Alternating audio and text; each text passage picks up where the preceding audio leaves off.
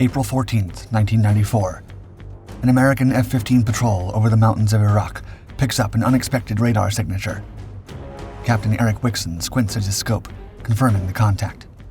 Strange, considering they're in a no-fly zone, carefully watched by an AWACS plane tracking every movement for miles. Yet nobody else sees what he's seeing.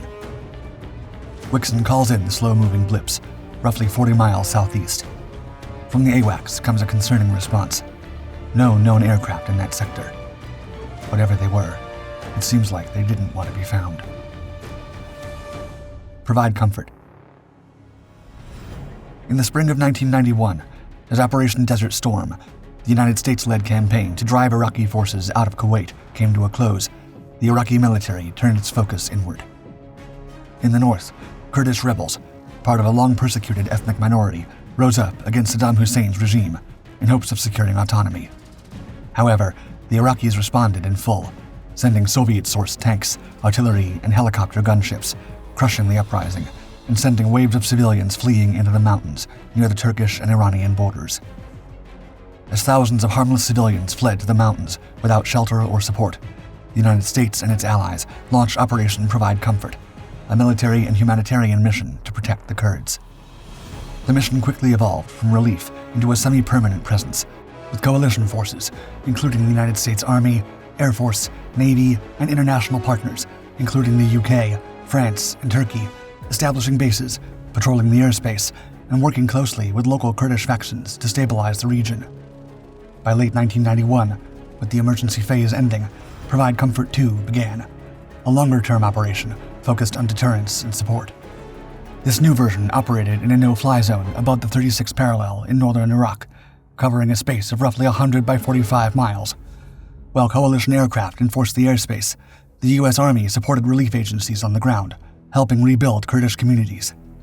For a while, it worked. In a little more than 3 years, more than 28,000 flights passed through the zone without interference from Iraqi forces, who avoided the north entirely, and ground threats remained distant. With no serious incursions, coalition flight operations settled into a predictable rhythm, and what began as a well-oiled routine gradually hardened into complacency.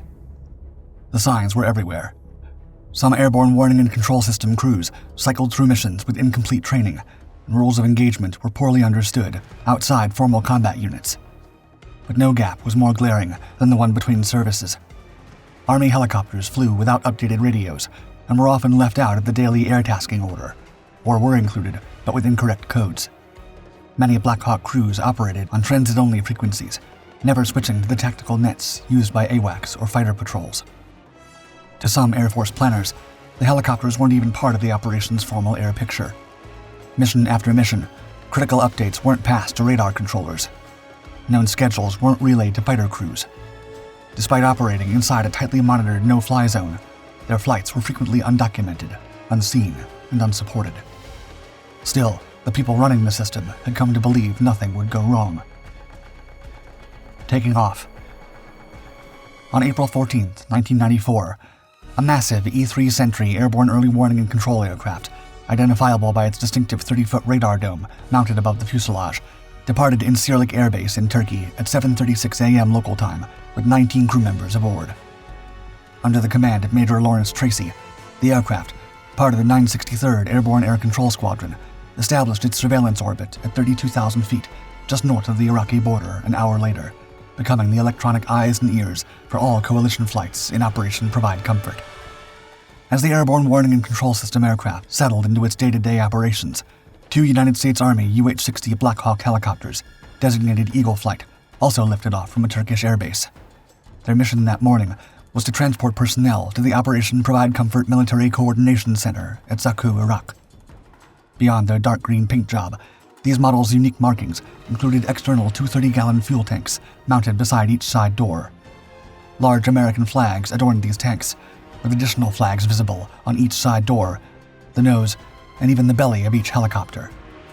In the lead Black Hawk, U.S. Army Captain Patrick McKenna, commander of the 6th Helicopter Eagle Flight Detachment, guided his aircraft south into Iraqi airspace. At 9:21 a.m., he radioed their position to Lieutenant Joseph Halkley, the en route controller aboard the AWACS. Captain Jim Wang, Halkley's supervisor, confirmed the radar contact and directed the helicopters be tagged as friendly. Though the transponders were active, the Black Hawks were broadcasting the wrong identification friend or foe mode for the no-fly zone, a discrepancy neither side corrected. 6 minutes after crossing into Iraqi airspace, the Black Hawks touched down at the Military Coordination Center in Zaku, ready for the second part of their journey. Disappearing from the picture.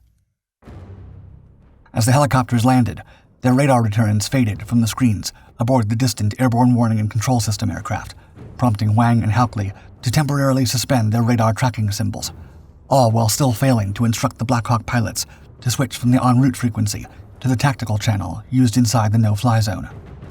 At the Military Coordination Center in Zaku, the Black Hawks took on a diverse group of 16 passengers, transforming the military transport mission into a diplomatic one. That morning, the manifest included 4 Kurdish civilians, 1 Assyrian civilian, 3 Turkish officers, 2 British and 1 French military officer, alongside 5 American civilians and military officials. Among them were Colonel Jerry Thompson, the U.S. Army commander of the Military Coordination Center, and his replacement, Colonel Richard Mulhern, whom he hoped to introduce at a carefully arranged meeting with local leadership and United Nations representatives to keep the humanitarian mission functioning in this contested region. At 9:54 a.m., rotors spinning against the morning sky, the 2 helicopters once again lifted off and banked southeast toward Erbil, Iraq, only 120 miles away. As they did so, Captain McKenna radioed their departure details, flight plan, and intended destinations to Lieutenant Halkley aboard the airborne warning and control system aircraft, who acknowledged the transmission and reactivated the friendly helicopter tracking symbols on his radar display.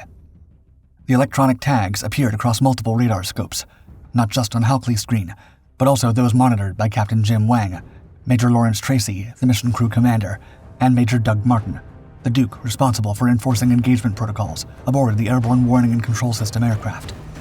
At 10:12 a.m., the Black Hawks dropped into mountainous terrain, and their radar returns vanished from AWACS screens. Captain Deirdre Bell, monitoring the feeds, followed protocol and sent a blinking green attention arrow to Captain Wang's console, flagging the helicopter's sudden disappearance. Though the warning blinked time and time again on his console, he took no action to address the missing aircraft. When a full minute elapsed, the system automatically removed the alert, and the Black Hawks continued through the mountains, now electronically invisible to the command and control system designed to protect them.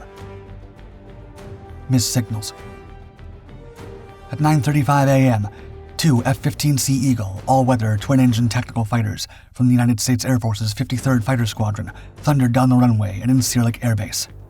Captain Eric Wickson led the formation, with Lieutenant Colonel Randy W. May flying as his wingman, ready to sweep northern Iraq for hostile aircraft before other coalition flights entered the area, a common practice for Operation Provide Comfort.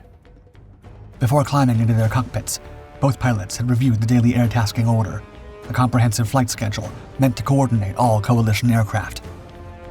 While the document noted that Army Black Hawk helicopters would be operating in the tactical area of responsibility that morning, there were absolutely no specific details about departure times, routes, or mission durations.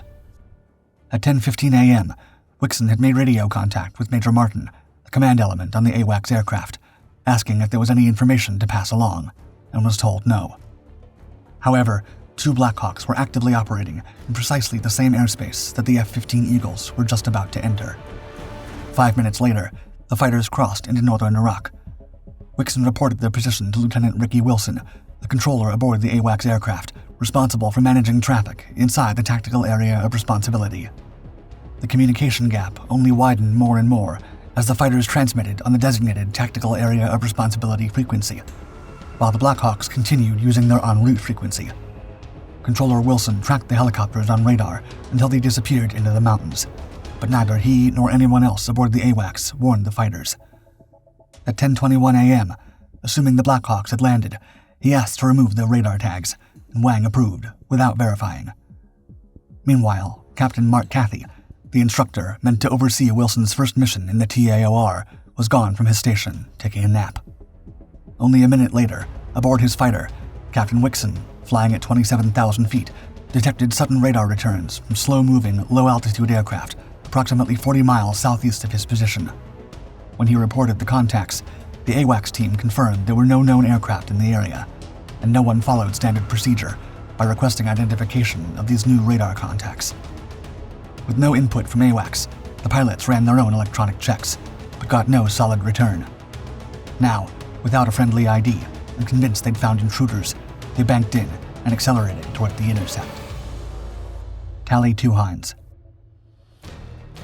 As the F-15s cut through the air toward their targets, the Black Hawk's transponder signals reappeared on the AWACS scopes, first flickering intermittently, then locking in more steadily, aligning precisely with the contacts now being tracked by the fighters. For the first time, the system had everything it needed to stop what was coming. No one said a word. At 10:25 a.m., with the fighters now just 20 miles out, Wickson radioed the contact again. Though Wilson confirmed seeing radar returns, no one issued a warning.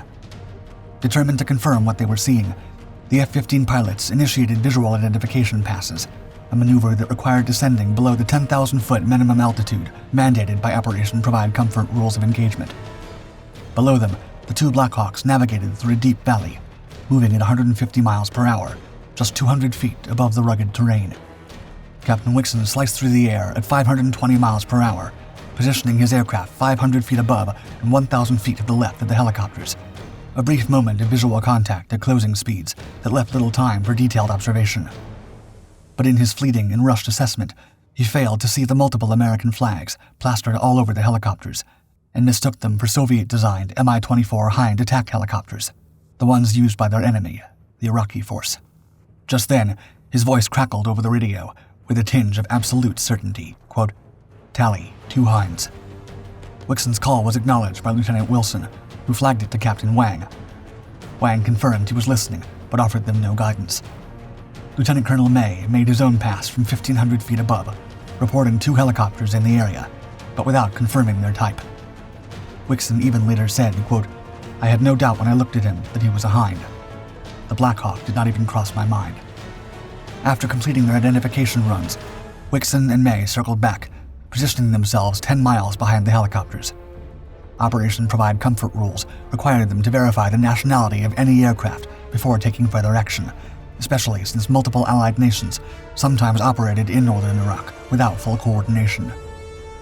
However, at 10:28 a.m., Captain Wickson made his decision. His voice steady and determined, he radioed the airborne warning and control system aircraft, quote, "We're engaged." Then he issued a final message to his wingman, quote, "Arm hot." 2 missiles, no warnings. At 10:30 a.m., Wickson's Eagle fighter thundered through the sky at attack speed. Fully believing he was chasing the enemy, his breathing was steady, and he tracked the trailing helicopter through his heads-up display. Now, he was only 4 nautical miles back, close enough for certainty, far enough for the advanced missile's optimal performance. And though the pressure of his thumb on the weapon's release was very gentle, the result was anything but. An AIM-120 advanced medium-range air-to-air missile dropped from the hardpoint, falling momentarily before its rocket motor ignited with a blinding flash and a roar that vibrated through the F-15's airframe. As the missile closed in at Mach 4, a mile a second, inside the helicopter, the crew and passengers continued their conversations, reviewing diplomatic briefings, completely oblivious to the supersonic predator hurtling toward them. For 7 excruciating seconds, the missile closed in until it made a catastrophic impact as the high-explosive warhead detonated against the helicopter's fuselage, the blast wave tearing through metal and everything inside it, disintegrating the Black Hawk in a fraction of a second. Through his side window, Captain McKenna, aboard the lead helicopter, suddenly witnessed his sister ship vanish in a fireball. Trying to escape, his hands moved with instinctive speed, yanking the control stick hard left while pushing the collective down, causing the Black Hawk to bank violently at a 45-degree angle, diving toward the valley. Inside the cabin, passengers were slammed against their restraints, praying or screaming, and diplomatic papers were scattered through the air as the helicopter bucked and dove. Now ready for his turn, aboard his fighter, Lieutenant Colonel May tracked the sudden, desperate maneuver through his targeting system. At just 1.5 nautical miles, mere seconds of flying time, he selected the AIM-9 Sidewinder, which, unlike the radar-guided AMRAAM, was a heat seeker, perfect for the close-range dogfight that had suddenly erupted. A moment later, the Sidewinder leapt from its rail, its rocket motor leaving a brilliant contrail against the blue Iraqi sky and locking on to the intense heat blooming from the Black Hawk's turbine exhaust, despite McKenna's frantic evasive maneuvers.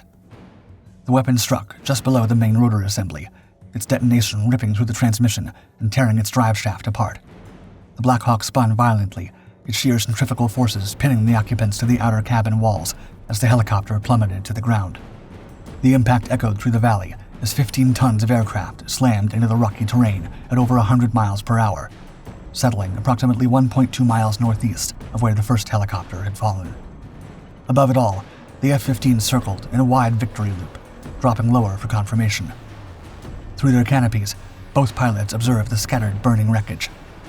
The radio crackled with May's voice, casual and triumphant, after what seemed to be a textbook engagement. Quote, "Stick a fork in them. They're done." The investigation. By early afternoon, word reached the Military Coordination Center from Kurdish villagers that 2 helicopters were shot down and were now burning in the hills north of the city, likely with no survivors. Within hours, the unfathomable story had broken worldwide, spreading rapidly across news networks. Back in Washington, President Bill Clinton placed personal calls to the leaders of the United Kingdom and France, offering condolences for the loss of their citizens. All 26 people on board had passed. That same evening, he appeared before the press, publicly expressing his regret and ordering the Department of Defense to launch a formal investigation. Clinton stated, quote, "We will get the facts, and we will make them available to the American people and to the people of Britain, France, and Turkey, our partners in Operation Provide Comfort." An accident investigation board that included representatives from the Air Force and Army, allied members from France, Turkey, and the UK, as well as legal and technical advisors, interviewed 17 witnesses and conducted numerous tests, leading to a 3,630-page investigation report publicly released on July 13, 1994. The board identified a chain of failures that led to the shootdown. Wickson misidentified the helicopters as hostile. May failed to correct him, and IFF systems malfunctioned on both aircraft. Confusion about helicopter procedures abounded. Personnel lacked proper training on engagement rules, and the Blackhawks had outdated radios. Most importantly, the AWACS crew under Tracy, who wasn't fully qualified, made critical mistakes, gave no guidance during the intercept, and believed they weren't responsible for tracking the Blackhawks or alerting the F-15s. When questioned, each admitted confusion or inaction, with one stating simply, quote, "I did nothing." According to General Shalikashvili, chairman of the Joint Chiefs of Staff, quote, "There were a shocking number of instances where people failed to do their job properly." Following the investigation, the Department of Defense announced actions in September 1994. May faced negligent homicide charges, while several AWACS crew members were charged with dereliction of duty. Wickson wasn't charged, apparently because he testified with certainty in his identification of the helicopters, though May admitted uncertainty. Though Wang alone faced court-martial, but was later acquitted, the rest received administrative punishments, and most charges were dropped after the hearings. Outraged by the outcome, the victims' families led both the Senate and House to launch separate investigations into the shootdown and the military's handling of it. In the end, the systems worked, until they didn't. It was nobody's fault, and it was everybody's fault. Radios transmitted, radar scopes lit up, identification codes flickered back to life. But in the quiet moments, when someone needed to speak, no one in any branch did, leading to 26 lives lost to a structure that had stopped asking questions. Though Operation Provide Comfort continued, after April 14, 1994, it would never look the same. 5 days after the incident, Operation Provide Comfort officials updated the daily air tasking order to include Black Hawk flight times and provided Eagle Flight with the correct IFF code. Months later, Operation Provide Comfort concluded on December 31, 1996, after 6 years and over 62,000 combined fixed and rotary wing sorties. The Black Hawk shootdown remained the operation's only major accident.